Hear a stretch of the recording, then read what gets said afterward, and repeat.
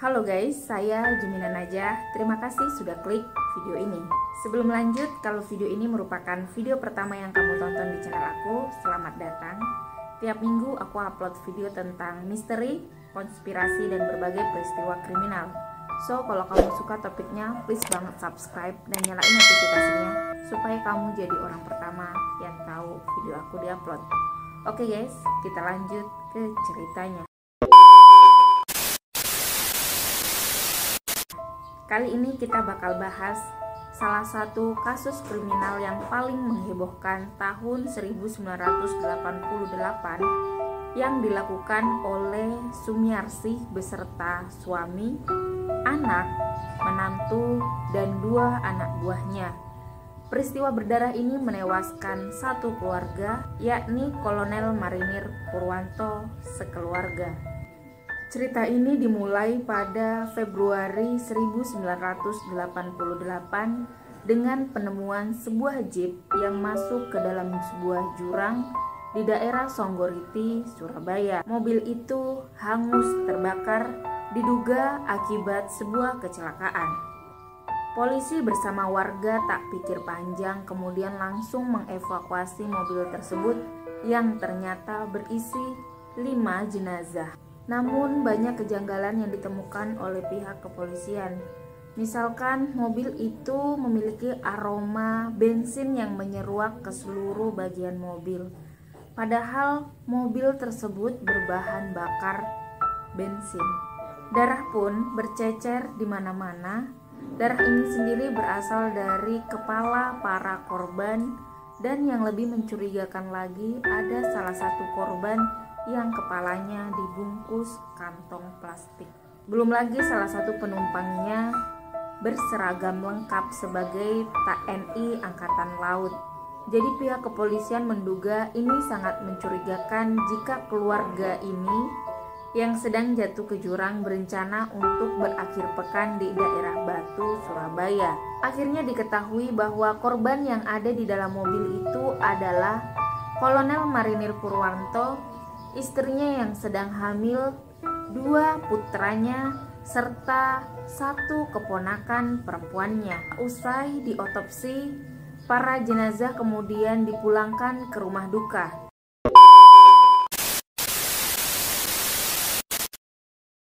Di rumah duka, segala persiapan pemakaman diurus oleh orang kepercayaan Pak Purwanto, yakni Pak Prayitno. Seluruh keluarga Pak Prayit membantu proses pemakaman jenazah. Belakangan, polisi dibantu dengan TNI dengan mudah mengetahui bahwa pelaku pembunuhan keji ini adalah Pak Prayit, orang kepercayaan Pak Purwanto.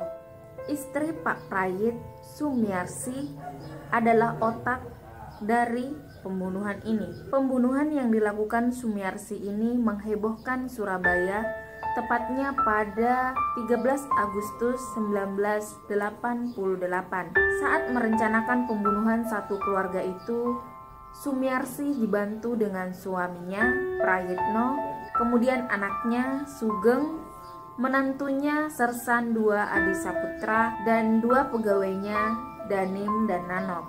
Nah guys, yang menjadi pertanyaan besar bagi saya pribadi adalah bagaimana seseorang bisa berubah menjadi sangat tega hingga melakukan pembunuhan. Saya meyakini bahwa setiap orang yang berani melakukan pembunuhan pastilah ada yang terjadi di masa kecilnya. Kali ini kita bakal sama-sama melihat bagaimana masa kecil Sumiarsih sehingga dia memiliki jiwa pembunuh.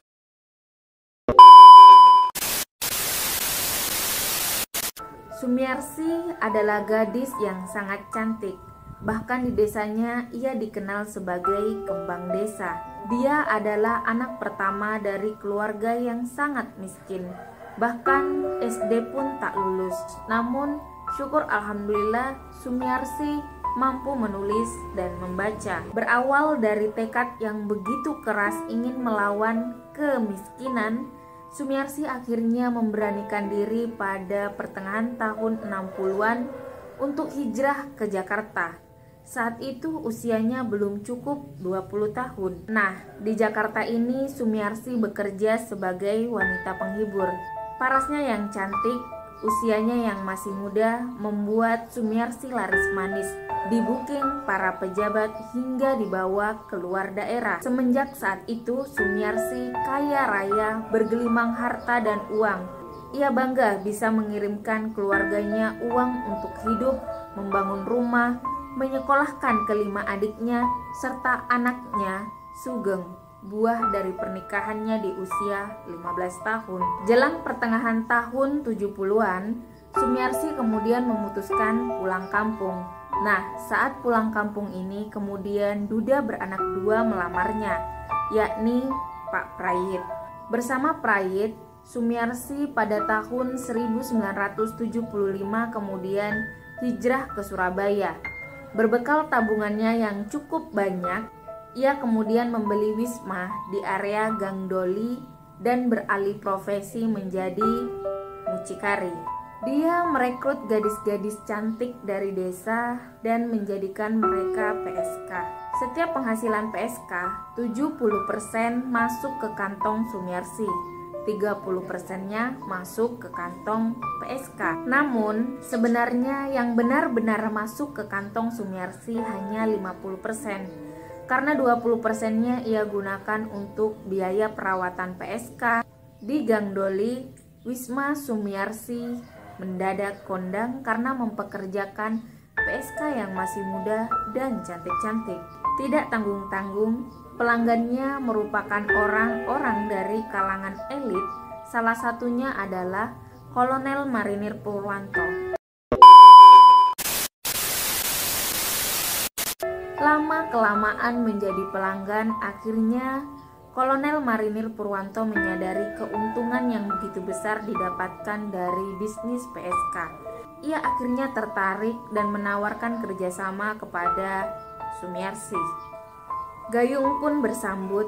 Sumiarsi saat itu memang ingin memperluas area bisnisnya, namun terkendala lahan dan modal. Maka bersepakatlah mereka untuk berkongsi antara Sumiarsi dengan Purwanto mendirikan sebuah wisma PSK. Tahun 1980 diluncurlah Wisma Purwanto. Adapun isi kesepakatannya adalah setiap bulan Sumiarsi harus menyetorkan uang sebanyak 22 juta kepada Purwanto. Bahkan sebelumnya Purwanto meminta jatah sebanyak 25 juta. Namun karena dirasa terlalu banyak, akhirnya yang disepakati adalah 22 juta rupiah. Setoran ini disetor setiap tanggal 1. Dan jika sampai terlambat maka akan didenda dan dikenai bunga. Nah, yang perlu kita garis bawahi adalah waktu itu 22 juta waktu tahun 1980. Saat itu kurs rupiah jika dibandingkan dengan dolar adalah 600 rupiah. Bayangkan jika dibandingkan dengan saat ini yakni tahun 2020 di mana kurs rupiah dan dolar sudah sangat berbeda jauh, yakni sudah menginjak pada angka 16.000. Jadi 1 dolar sama dengan 16.000 rupiah.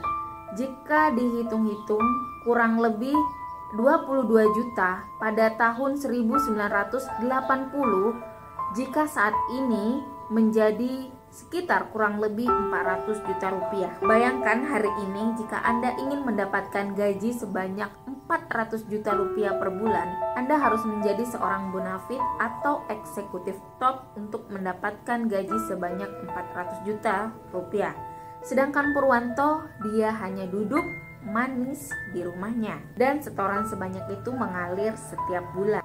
Setiap tahun Purwanto menaikkan setoran sebanyak 1 juta per bulan. Tak peduli wisma sedang ramai atau sepi, Prayit dan Sumiarsi harus menyetorkan setiap bulan kepada Purwanto.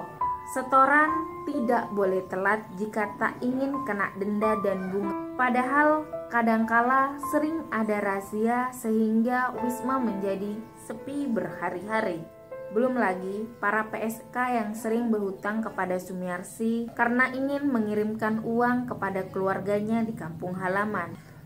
Alhasil, Sumiarsi dan Prayit sering gagal memenuhi setoran uang kepada Purwanto, dan itu dihitung sebagai bunga dan denda. Sementara itu, Purwanto kerap menunjukkan arogansinya. Bahkan ia sering mengancam Sumiarsi menggunakan pistol miliknya. Maklum, pada zaman itu seragam TNI begitu berharga dan berkuasa, sedangkan bisnis prostitusi membutuhkan backing yang kuat. Sampai akhirnya 8 tahun kemudian setoran mencapai 30 juta per bulan. Sementara hutang Sumiarsi beserta bunga dan dendanya semakin hari semakin mencekik. Purwanto semakin menjadi-jadi. Ia sering berkata kasar dan menekan pasutri itu. Ia tak mau peduli Wisma sedang sepi atau ramai.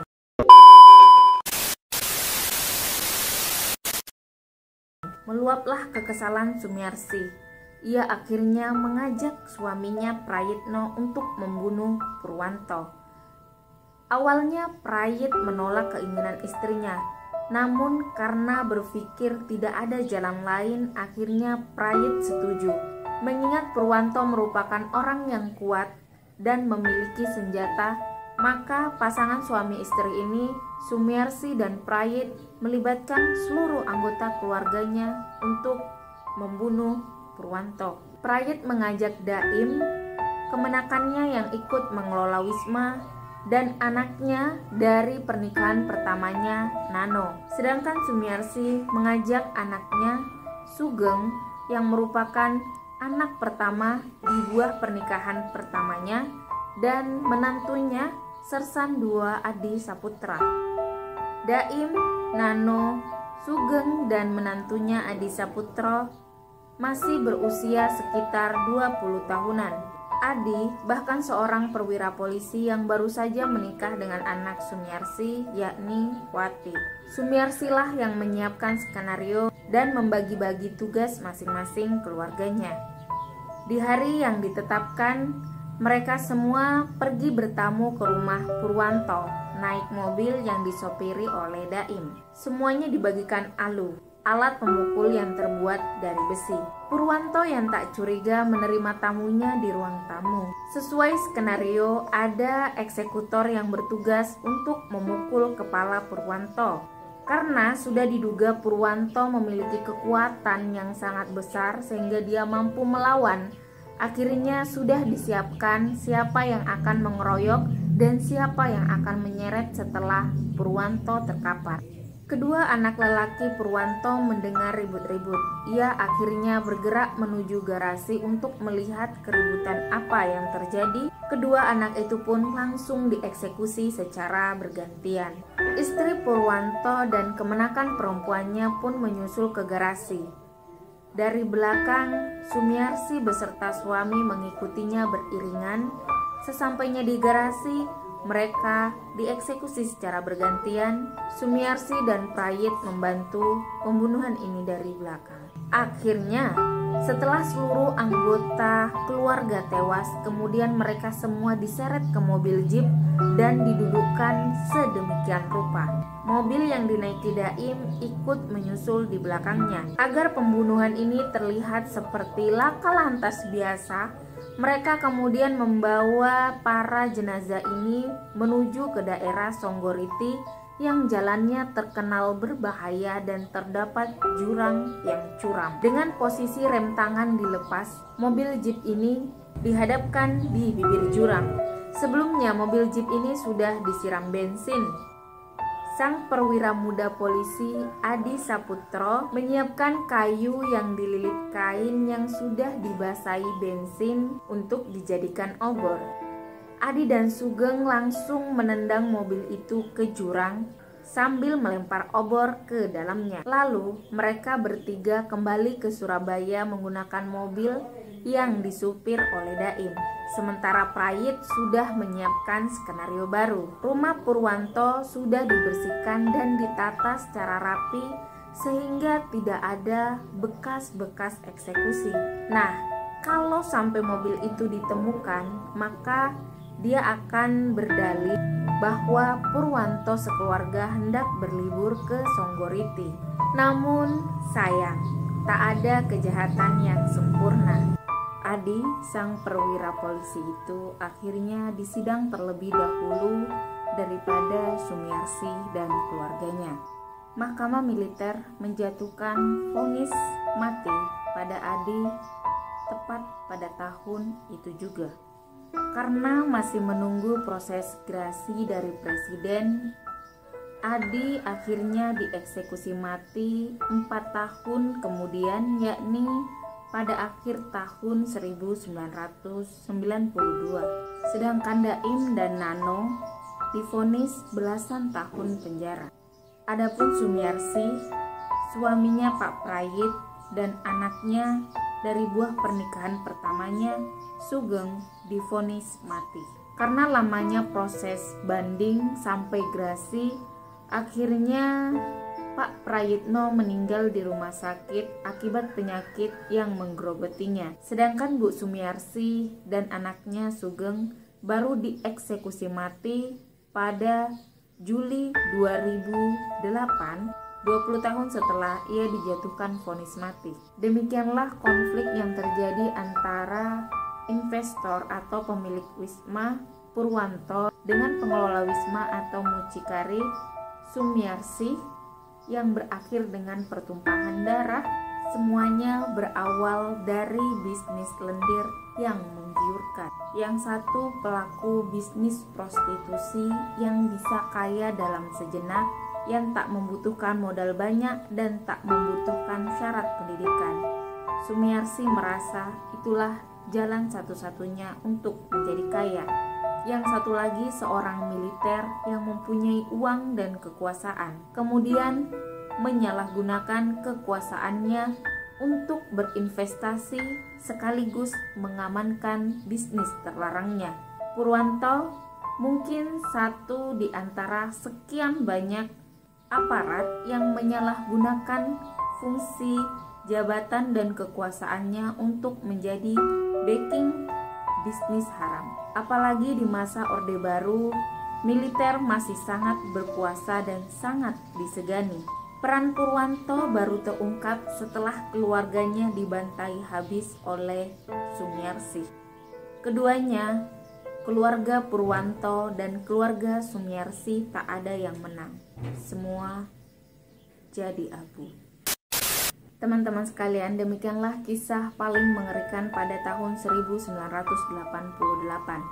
Jika Anda menjadi Sumiarsi yang tak berpendidikan dan tak punya uang, bagaimana cara Anda untuk melawan kemiskinan? Apakah Anda akan memikirkan hal yang sama seperti yang dilakukan Sumiarsi, atau kamu punya cara lain?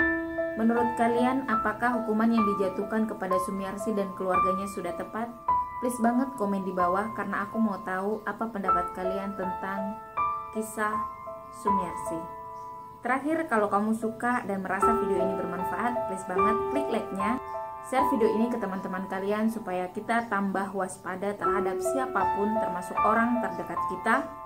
Jangan lupa subscribe dan nyalain notifikasinya supaya kamu jadi orang pertama yang tahu video aku diupload.